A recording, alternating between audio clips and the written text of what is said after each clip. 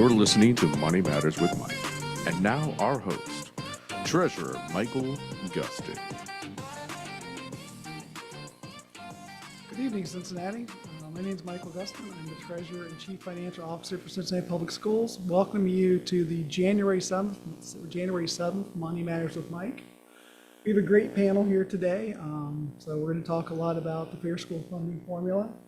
So we'll do introductions from my right to left. Yeah, good evening, everybody. My name is Jim Crossett. I'm a board member and a member of the Finance Committee. Hi, I am Dr. Kareem Moffitt, board member. Ryan Pendleton, thanks for having me as guest today. Eve Fulton, board member. Great, thank you everyone for being here. I will take a minute to thank Dr. Moffitt. The reason we have Money Matters with Mike is because before that we had Just Ask Jen, and that was our former treasurer, Mrs. Jen Wagner, and Dr. Moffitt came up with that. So we're building on what they started. So happy to be here today. Rob, if you'll tell people how they can participate today.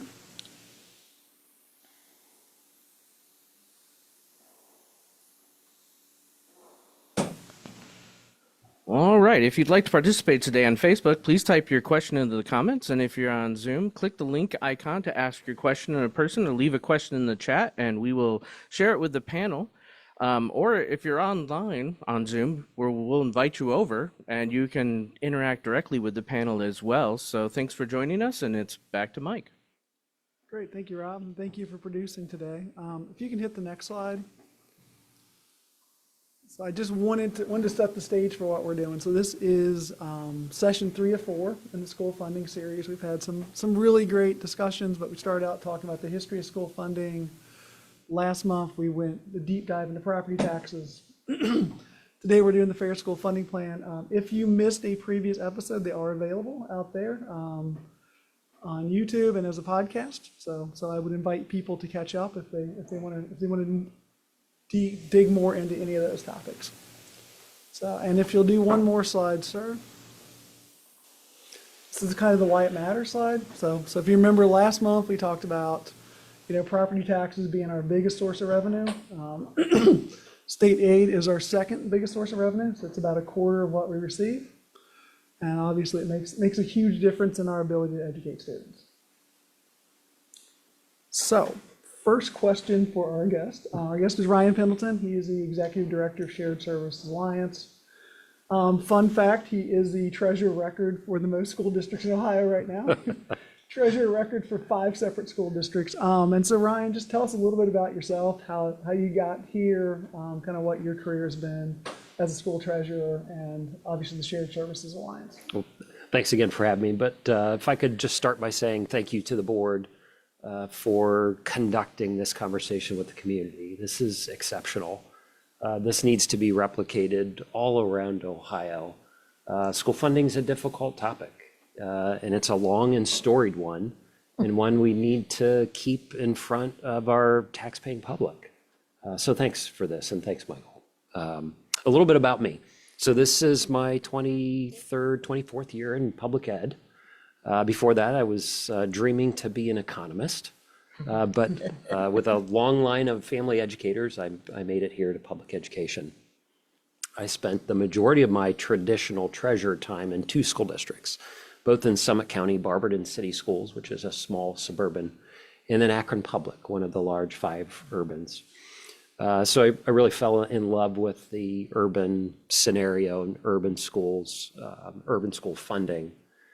And was lucky enough to be tapped in 2017 for the Fair School Funding Plan by 2 of our lawmakers, then Representative Bob Cupp, a Republican, and Representative John Patterson, a Democrat. So that's what leads us here today and to talk about school funding. So thanks for having me. Great, thank you. Do you want to talk a little bit about the Shared Services Alliance? Yeah, what thanks. You guys do there? I think that's an interesting interplay and a way to serve schools. So about 3 years ago, I left Akron Public Schools to start a new venture, really a partnership of educational service centers, which we have about 50 of them in Ohio. And I was still really focused on the public. I wanted to be in the public side of the equation and doing that kind of work. So, educational service centers have existed for a long time providing instructional related supports, right? So psychologist, OT, PT, hiring certified teachers, substitutes, that's been a traditional practice for many SEs for a long time. But we really didn't focus in Ohio on the finance operations, food service, transportation side of the equation. And so we started with a couple team members. We've now grown to about 40 employees statewide. We're in 10 ESCs across Ohio, and that's what keeps me busy. In fact, this month, I kind of lost count on the number of organizational meetings I'll have, but it's quite a few. But I love getting out and meeting with boards all around Ohio. So happy month of January. Yeah, it sure is. It sure is. Great, great, thank you. So you mentioned the Fair School Funding Plan Work Group. And so tell us a little bit about that, how you got involved, what the work group has done. I think there's a slide here as well that we can go to, but. Sure, for sure. A little bit of background, but please ask some questions. Dr. Moffitt and I were talking just a little bit before we started tonight, like kind of what was the impetus to get started with this conversation again. And what I've heard Bob Cupp and John Patterson talk about leading up to 2017 is they were going through yet another biennial budget at the State House. And one of the largest expenditures was getting kind of dealt with last, residual budgeting. What was left in the budget was what we were going to give public K-12. And the two of them said, we've got to start over. We've got to start from scratch. It's been since 1994. When the last DeRolf court case declared Ohio school funding unconstitutional. So we got to do something. They approached a previous state rep who's still our leader, former Representative Jim Betts. And he selected, along with Bob Cupp and John Patterson, 8 superintendents and 8 treasurers. And we began that journey in November of 2017. And we're still together. We are still together, a bunch of new members, and we're so excited that that journey has led us to multiple billions of additional public school funding, a new constitutional framework, which we were talking about, like what did it result in? We definitely have the opinion that the school funding formula is a constitutional framework, and that fight lives on today. And again, that special thanks to you to having that conversation. It's a journey. It has to be different iterations in how we get to full funding. We knew that it would be a large price tag. And if you see on the screen there from 2017 to when it first went into law and House Bill 110 reiterated in 33, and then again, a little sidelined in House Bill 96, this latest budget. It's this journey.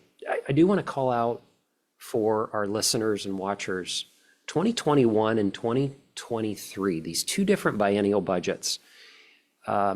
This last budget debate, House Bill 96, which is just taking effect, was a difficult one. Maybe not so much a good or positive rhetoric on public school and public school funding. Not like what we used to. I just want to back up 2 years though and kind of leave you with a aha or a wow moment in school funding. House Bill 33 was overwhelmingly passed by both parties, 87-9, just 2 years ago, 2.5 years ago. And so the times have changed very quickly, but I would remind our new lawmakers, our existing lawmakers, our voting taxpayer public that this plan, this constitutional framework plan, has been overwhelmingly supported. I have a question for you. Yes.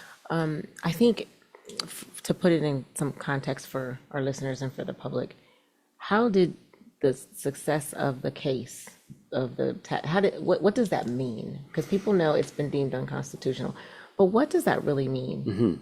And then, because I think history is kind of repeating itself in that we're talking about taxes and property taxes and getting away with it.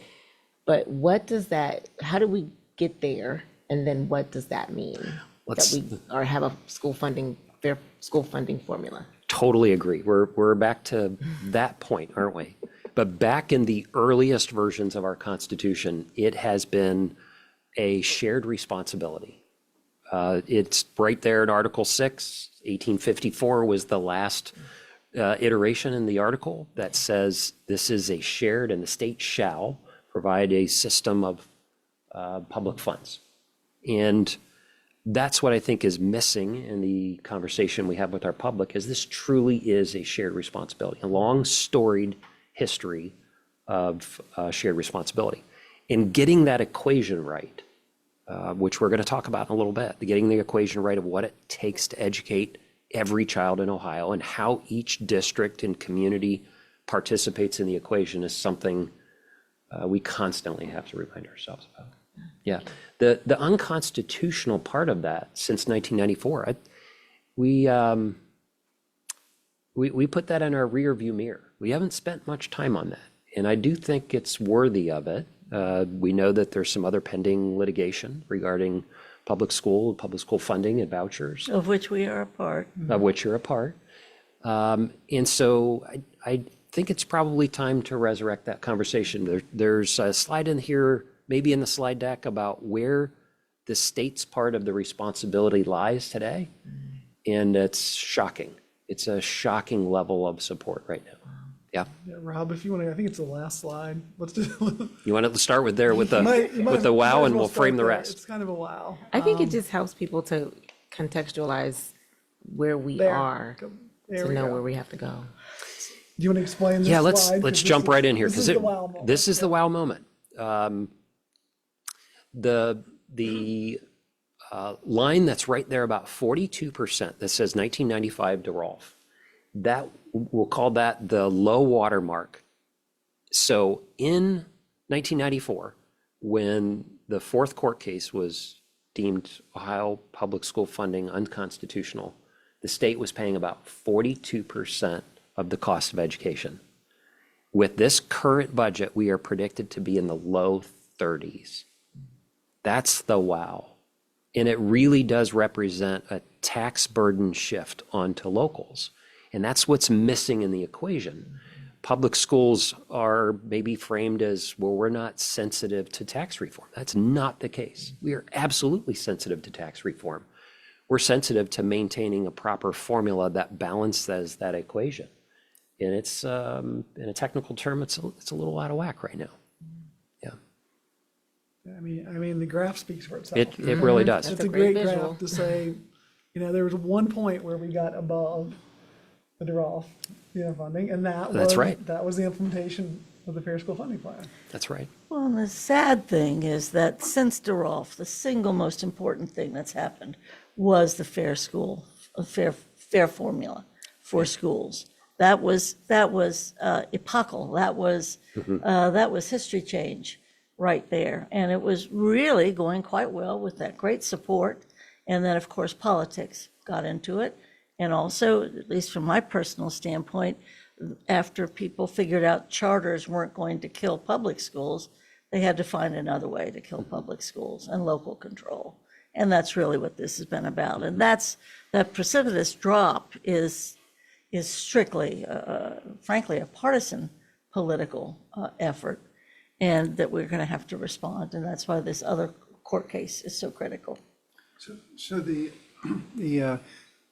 fair school funding was essentially constitutional because it was a system versus what we have now. Is that correct?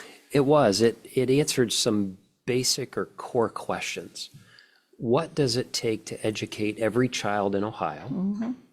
What does every community, what is their responsibility to participate in the equation? And then above and beyond that, the categoricals like special ed, transportation, technology, economically disadvantaged.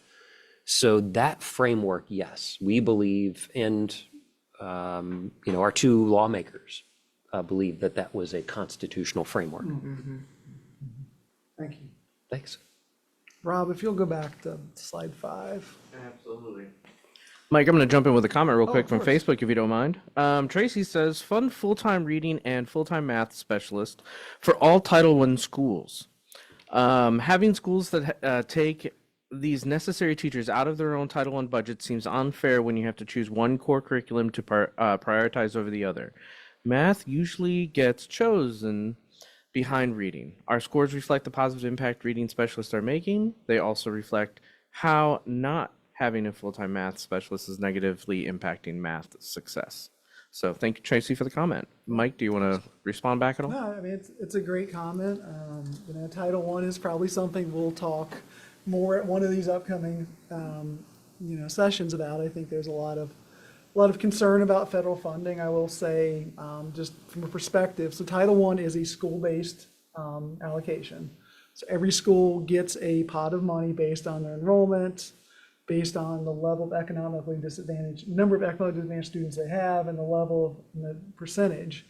And the schools have the ability to kind of allocate that as best needs, but it's hard. You know, I wish we had twice as much Title I money. I mean, there's a lot of people like our commenter doing a lot of great work in the schools. I wish we had money to have two of them. You know, I wish we could have 2 or 3 Tracys in every school. Sometimes it's just a hard resource allocation thing. But appreciate the comment. And Title I has never been fully funded by the federal government either. True, and it's probably going to be less funded. It already is. It'll be even less fully funded probably in the next federal budget. So cool. So yeah, if you want to just talk, I mean, I think we kind of just mentioned it. Is part of the Fair School Funding Plan is determining what it really takes to educate a student in Ohio. And so if you want to talk about obviously this slide, but then like we can start talking about base cost and how we get the cost. Sure. Yeah, let's get into a little bit more of the detail of this slide and how it's constructed.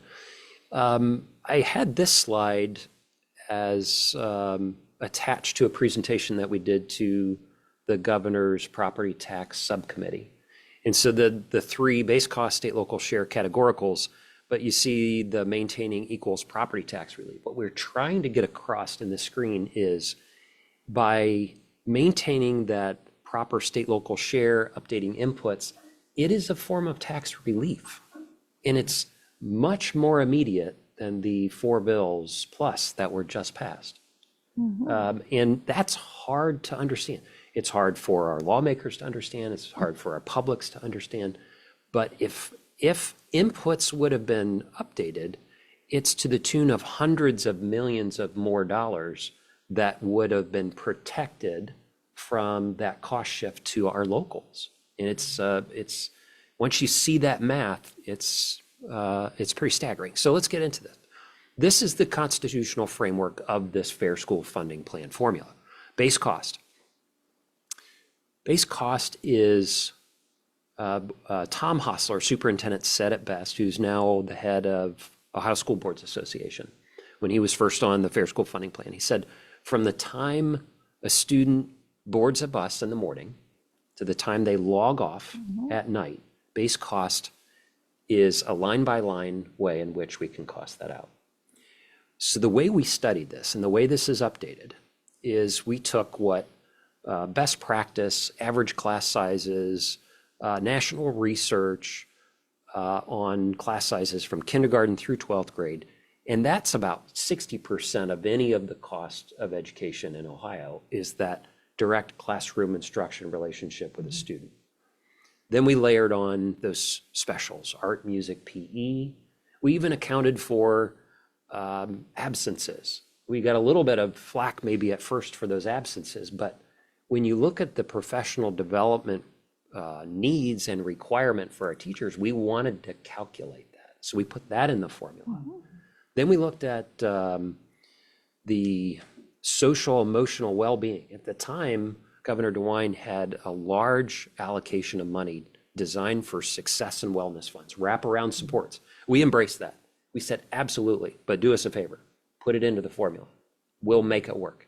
And he did, put it into the formula. And we have shown that we've made massive investments in those wraparound supports. So social emotional well-being, we went all the way down to an operational and more of the math part of the problem of for every 350 students, we funded a principal unit. We funded a guidance unit so that we could have that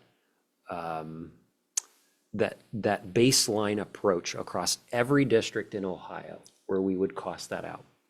We even funded one superintendent and one treasurer on average salaries. The way that we did this is we collected data from every single school district in Ohio in partnership with the Department of Education and Workforce. And so we put some average salary ranges, and we have an average base cost that this generates. That's what that base cost, and it's updated, and now DEW is a part of its requirements in law, updates that base cost every year. The takeaway for base costs that I want you to know about and our taxpaying public to know about is there are no runaway costs. We had 3 rounds of federal stimulus dollars. We've had multiple bargaining contracts across Ohio. There are no, in fact, over the last 7+ years, the year-over-year average annual change in wages alone is just a hair over 2%. There's no runaway cost. About the only cost that we've ever said, this is maybe hitting up to the rev limiter of inflation, has been health insurance. But we've been doing our part, and we're watching it, but we've fully disclosed what that health insurance cost is. So now state local share. This is the complicated one. State local share is, let's hit the rewind button, because I think people often don't understand about what the definition of wealth is in Ohio as it relates to school funding. Wealth is how much property you have divided by the number of kids. That's the oversimplified version of what wealth is. Now, there's a lot more that goes into that now, but that's the simple definition of it. And so Ohio's a declining enrollment state. So what happens when you lose a few more kids but the same property? You actually get wealthier. So some of the early parts of our formula didn't work. So we started to look at income data across Ohio. And since I spent the majority of my time in Summit County, I love to tell the Summit County story. 17 school districts in Summit County, but it gives you a really great snapshot of all over Ohio, how this kind of previous formulas were perverse.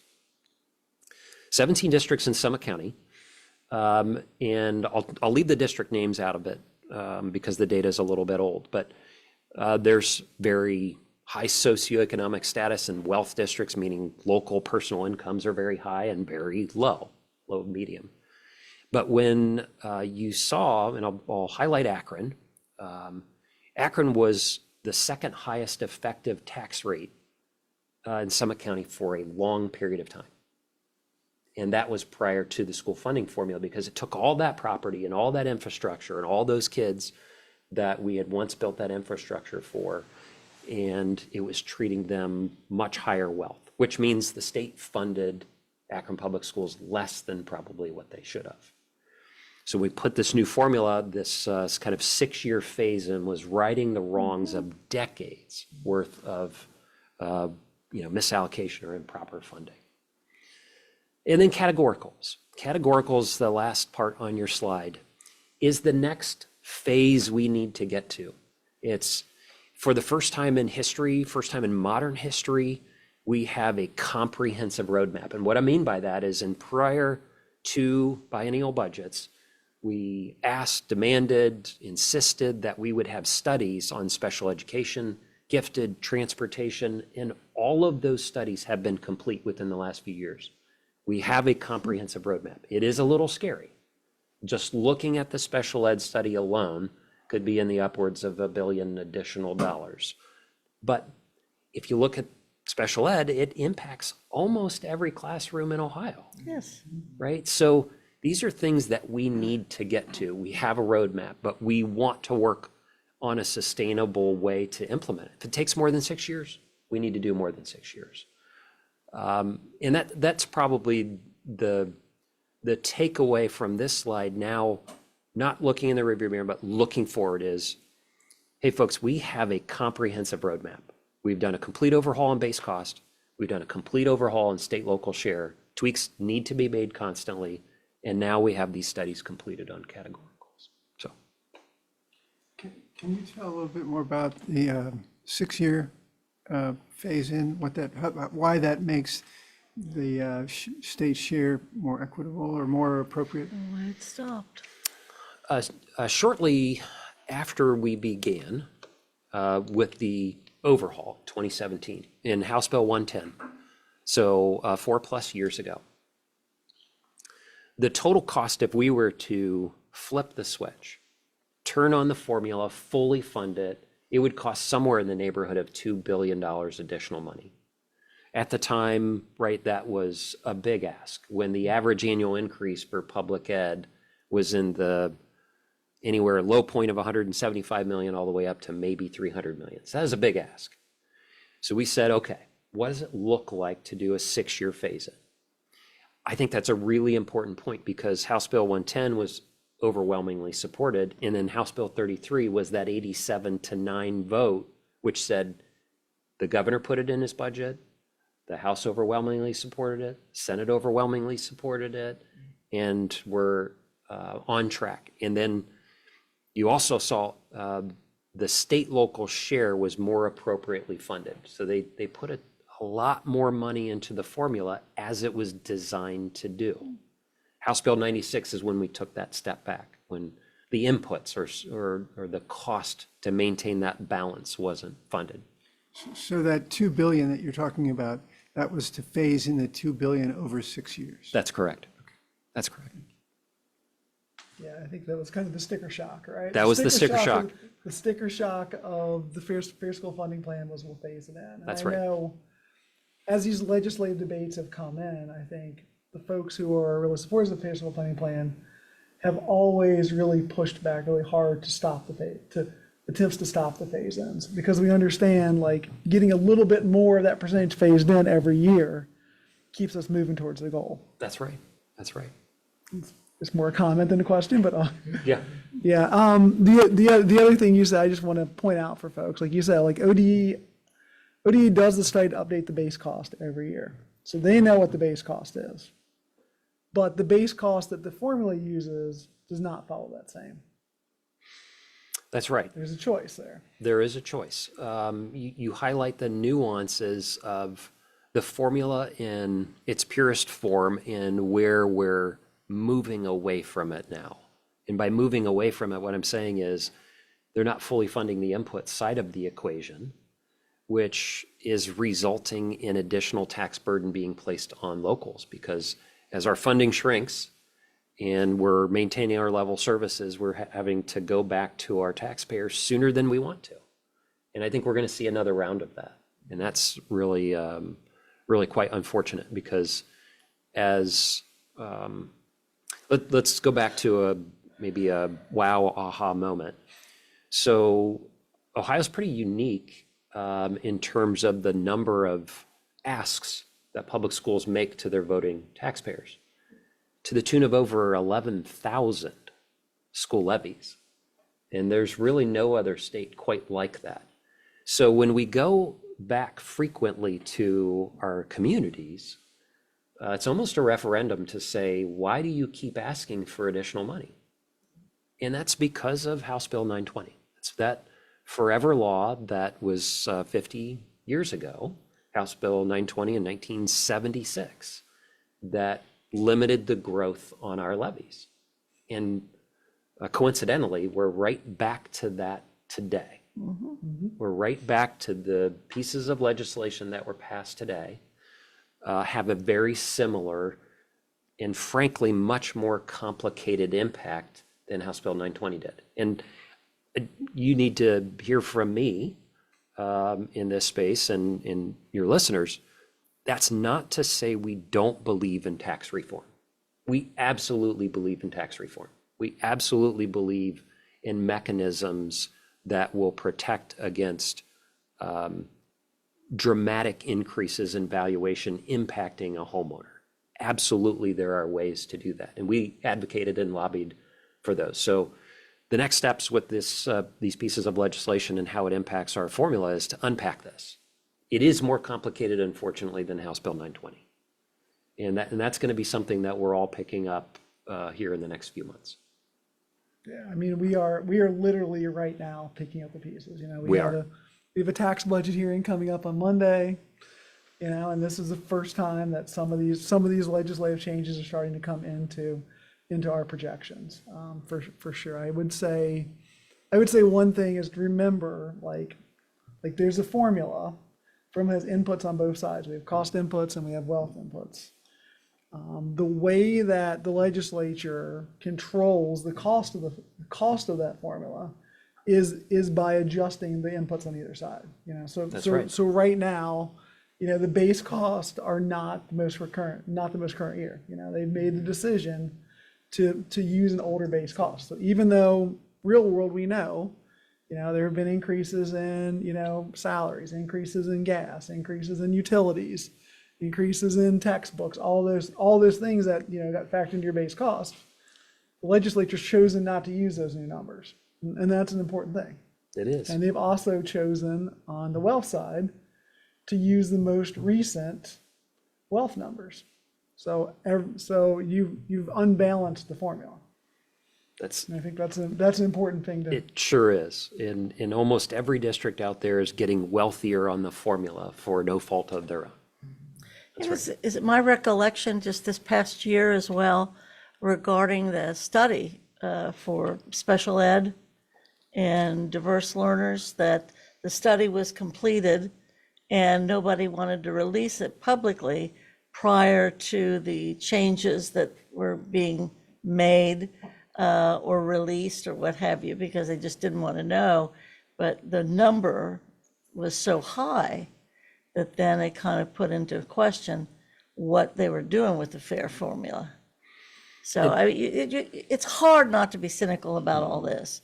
I mean, even from a standpoint of how much money there is for education. If you're trying to have one public system or you're trying to have 3 school systems, there's not enough money for 3 school systems statewide. And it is the way it is. And you start to think that people are trying to eliminate local control or trying to eliminate school districts or public education for all. Or it's very hard for our voters to think that somebody is trying to do something to us because of whether it's a small kind of behind closed doors or whether it's an actual vote. It starts to get a little, people become quite suspicious, which then reflects on us. And we appear to be part of the gang that's figuring this out. So these are very difficult times that I think only the ballot box is going to be able to fix. Well, I just want to ask a question. So I want to make a statement. Rob, can you go back to the slide with the timeline on it? Because I think to Board Member Bolton's point, that we do take the brunt of, I think it was the other one, but this one might work as well. But we do take the brunt, and education has historically not been partisan. It's not supposed to be a political weapon. It's a constitutional right. And I think we need to go back to that and remind our viewing audience and our voters that education, and whether you're for public, private, or whatever system, it is a right of our children to be able to be educated. And that costs. We're seeing a large number of children with special needs that are being born and going to have those needs for education assistance in schools. So we know that the options, the categoricals are going to go up because we know that.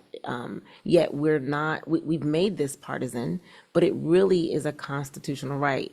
And I wanted to go back to the one, not that one, Rob, it was another one with the timeline on it, because you made a mention about 2023. It was passed, I think you said 80-some%. 80, the vote was 87-9. Yes. And that's significant because that wasn't that long ago. No. And it showed that, overarchingly, education is not partisan. We're going to fund schools with this Fair School Funding Plan. And it wasn't about Republican or Democrat. It was about educating our students. And I think that was one of the last times that we were tying into that memory that education was a constitutional right. Looking now at 2025 and how what we're faced with, want you to share a little bit about moving forward. What are some of the challenges? Because it has become partisan and it has become separatists in that people don't understand school funding. They know what they know, but there are some significant changes coming that are along partisan lines, that are forcing local districts, urban, suburban, rural, to make Right. significant changes. I think it hits the urbans harder because our population is more diverse, but there are things that every Ohioan that's a student are going to be impacted on. Can you talk about that and how, if someone says, well, you know what, hey, I just don't believe in public schools, you still are going to be impacted on some level educationally. So this is a conversation that we need to have in totality, nonpartisan, Right. with the mindset that this is a constitutional right for our students. Absolutely. Constitutional right, economic impact, and some additional statistics for all of us to think about. But there are 1.5-ish million students in Ohio. And the public school mechanism educates 90%. Right? So it is that it's that right, it's that constitutional expectation. It is also economic impact. It is the value that we bring in from wages, from the math end of this, from wages and benefits, as a public service, as a center and a hub for our communities. The fact that many of our school districts are the largest employers in their area. And so I think the forward-looking, the hopeful conversation, the conversation that you all are having is to focus on those things, to focus on that we have been the mechanism to educate the vast majority of Ohio students and will continue to. The system may look a little different, and to remind the folks that we can impact the most students by driving money through the formula, through base cost, through state local share, not outside the formula, and through categoricals the way it is intended to do.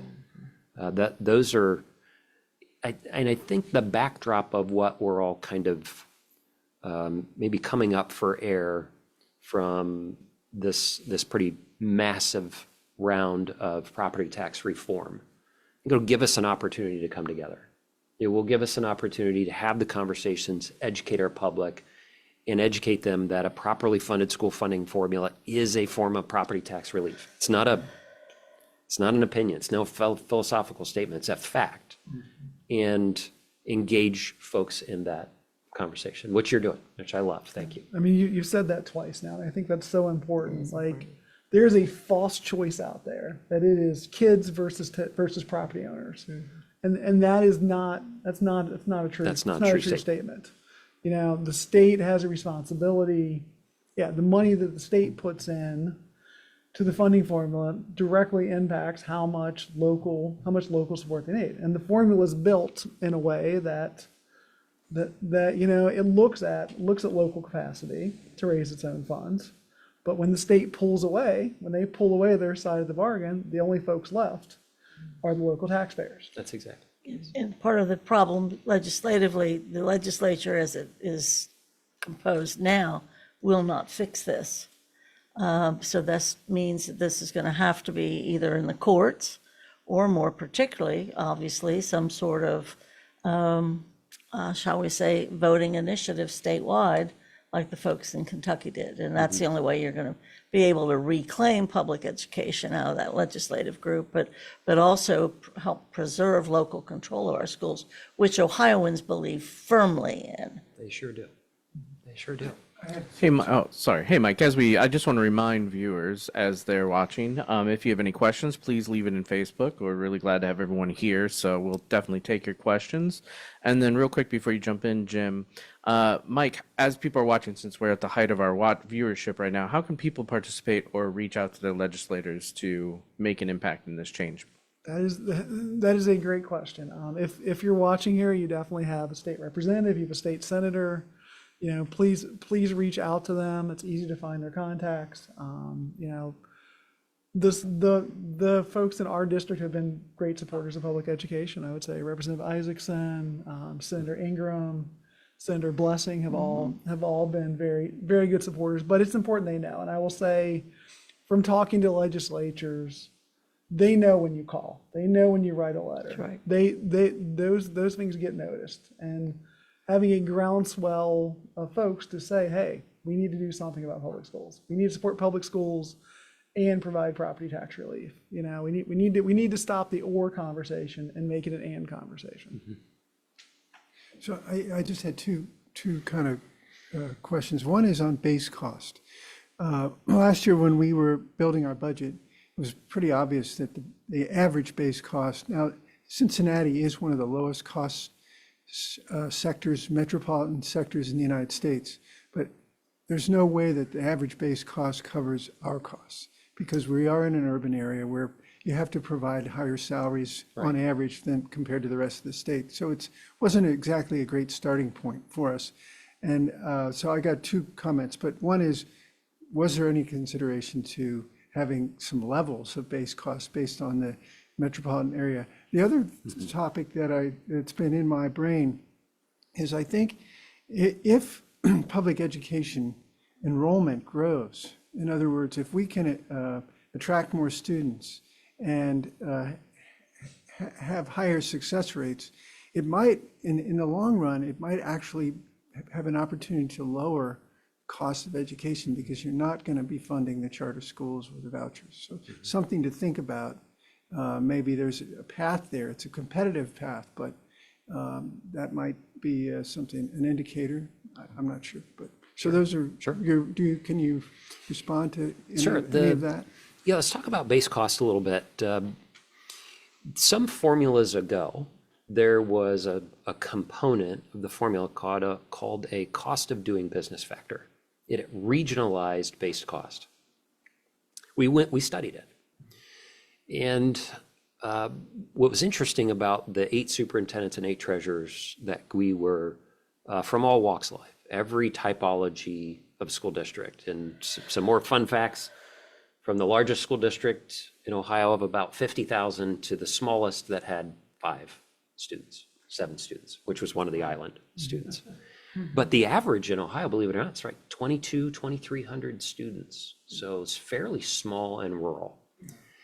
And when we would have these conversations and debates, and we would look at if an average base cost, we should use a single one or a regional system or a typology of urban or rural Appalachia, it became more about access, about who has access to resources. And that kind of won the argument about keeping a cost of doing business factor out of the formula. And so we came up with one average teacher salary.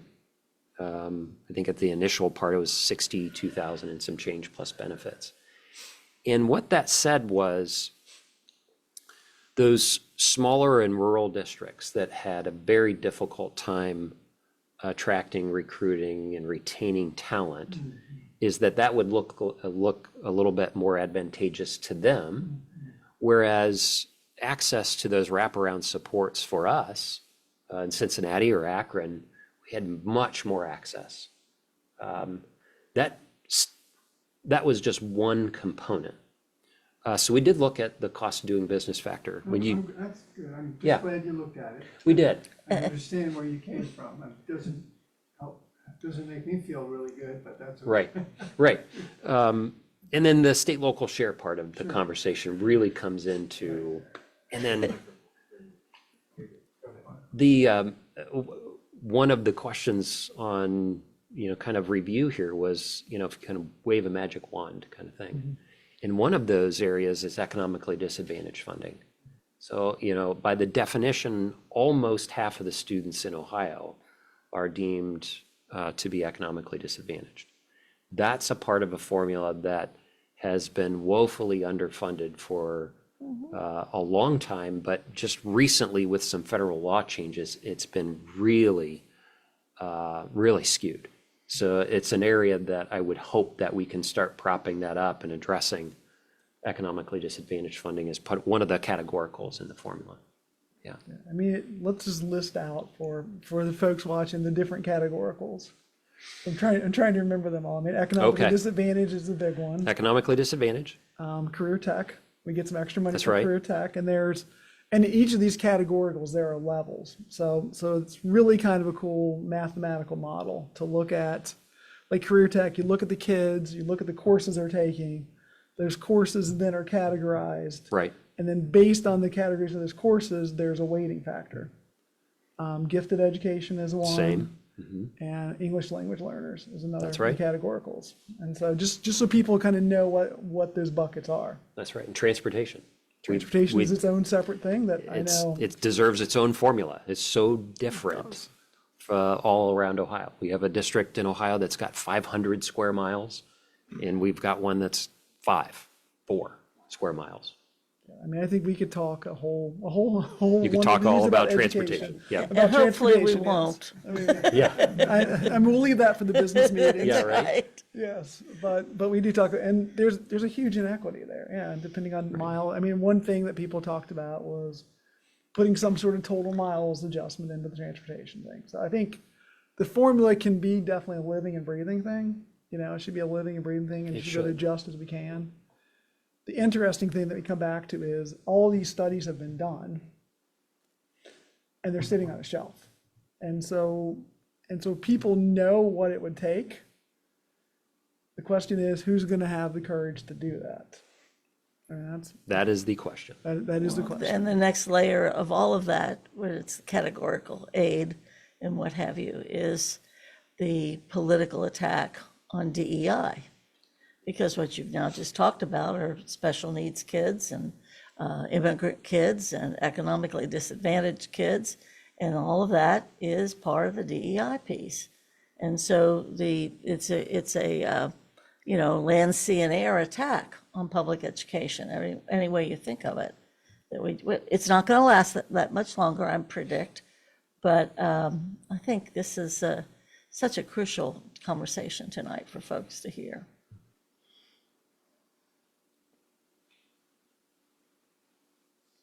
Well, we do have one more question. You've given us kind of like a couple wild moments, but also a lot of heavy stuff. So, well, I kind of like it, and I think at this table we kind of like it. What's something that you would change about it if you could? Because I can think of some things, but they would be selfish. Transportation is the bane of our existence. Right, So, right. of course, I want to do something differently, and I think as our needs change for our students and our type of student changes, that some of those categoricals we need more funding for. And I would think we all need more funding across the state, some heavier than others. But what's something that, since you're doing this work, and I'll trust you more than my thoughts, what is something that you would change about it? Do I get 2 answers? Sure. Okay, 2 answers. I get a math answer. Okay. And maybe a hopeful philosophical answer. Okay. Okay, the math answer, economically disadvantaged funding. With the federal law changes and a program called Community Eligibility Partnership, where we offer free lunch and breakfast for all students, it has really skewed the formula in a terrible way There you for go. students all across Ohio. If I could make the math answer work today, I would go for that one first. And then special ed and transportation, because I think that those 3 impact all students. Traditional, non-traditional, typical, whatever we say, that's the math problem. And then on the philosophical would be, this is a really healthy and important debate. It's a right for our families and children to attend schools. It's our responsibility, it's our obligation. I hope for the future that every time a school district comes to the ballot, that it's not a referendum on public schools.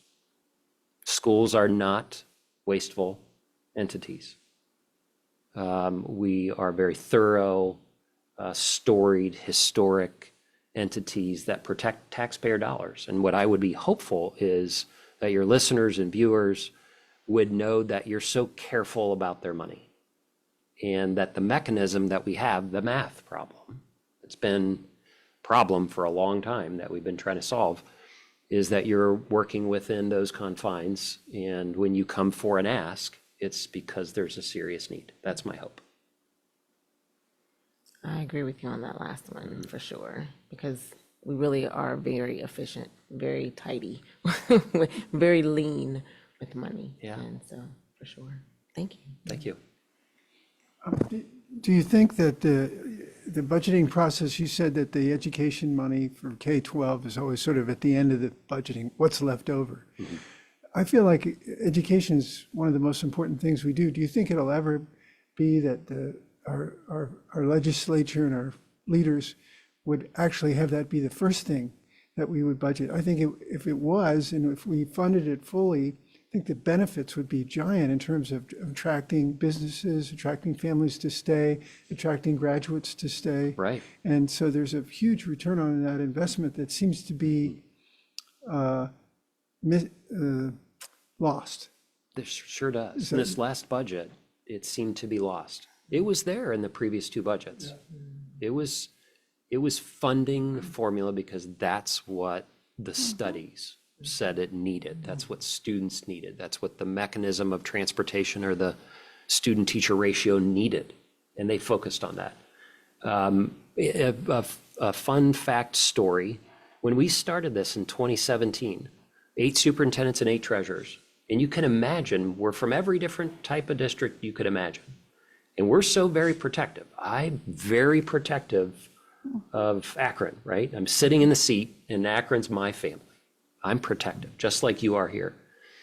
We didn't see the math simulations until 3 days before it went public, because we knew if we did, that our biases would creep in. Sure. And that we wouldn't solve for the problem for the entire state. So that kind of special circumstance is what I want for you and future general assemblies as they debate. And I know it's not an easy choice about how to fund schools, how long, how much money versus other programs. Great. Rob, do you have a question? Yeah. How do vouchers affect the state funding formula? And your chart here with the Rolf is are vouchers equated in?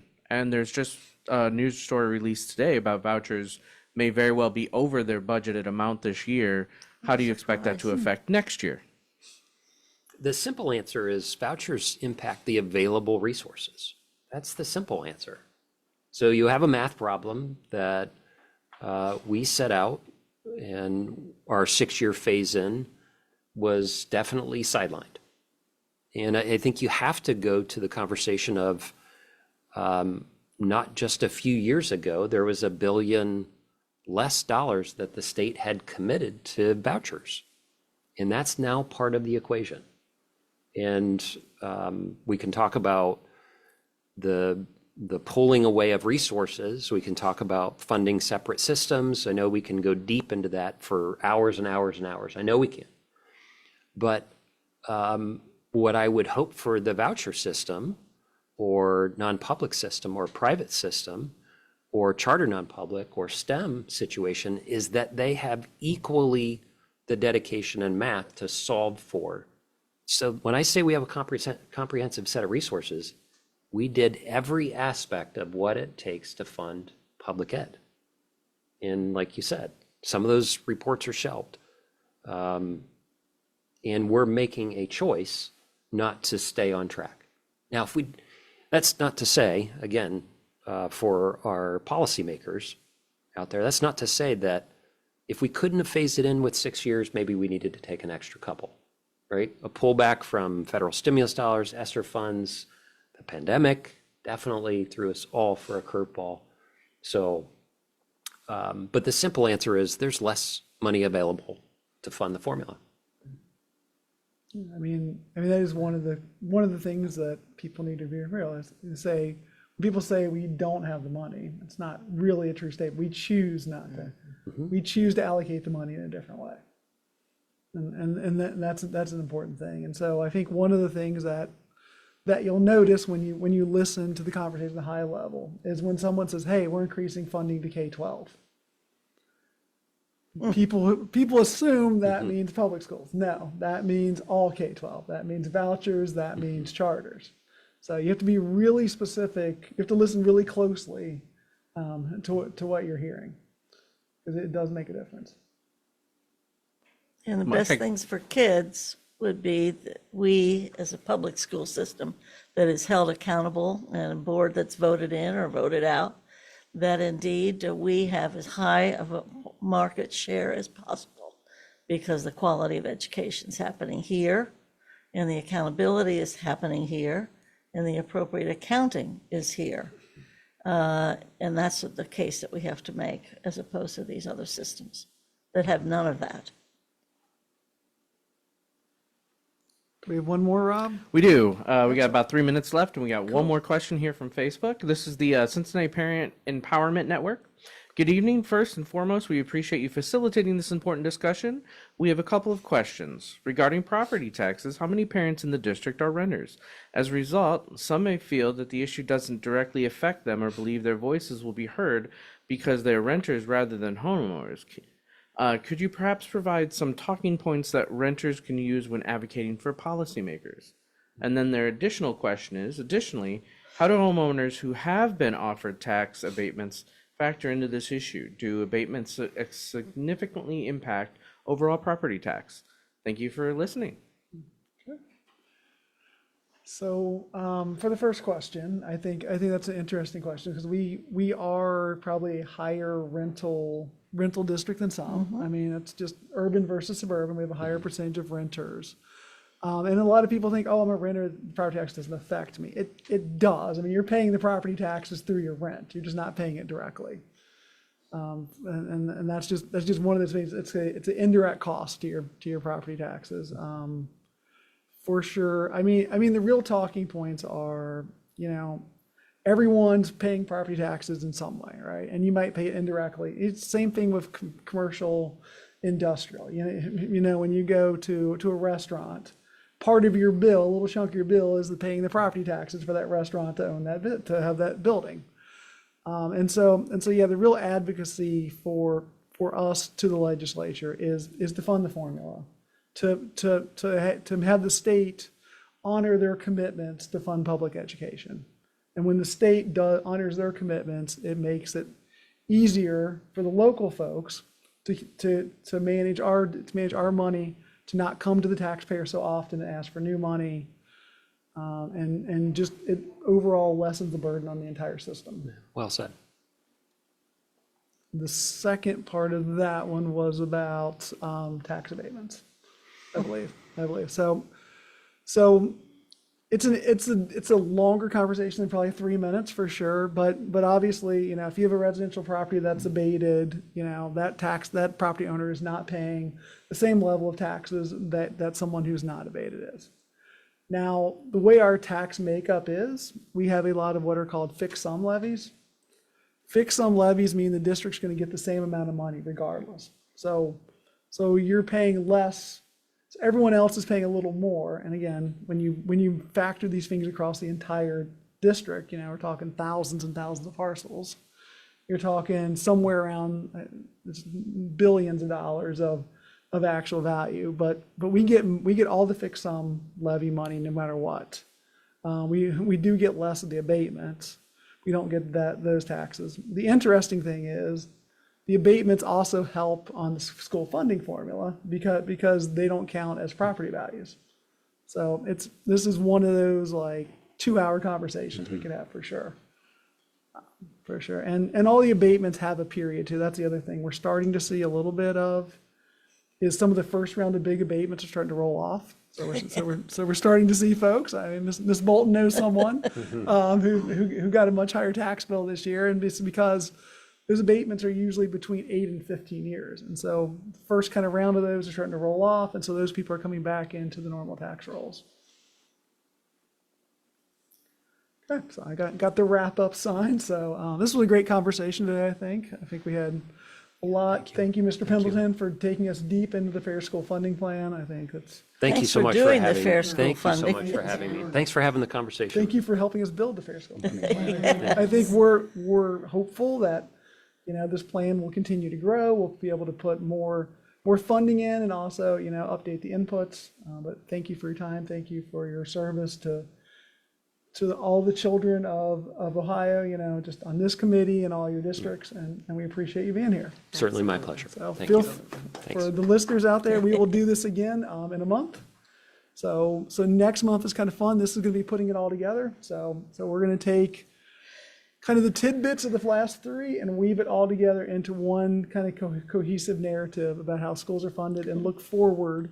We did a little bit of that today, but look forward as to where things are going to go. Anything else from the board members? Thanks. Just thank you. Thank you. And just a reminder to our listeners, you can also check us out on YouTube on the YouTube's new podcast system. So Money Matters with Mike. So while you're at the gym, you can go ahead and listen to past episodes. So feel free to tune in and listen to a little bit of Money Matters with Mike.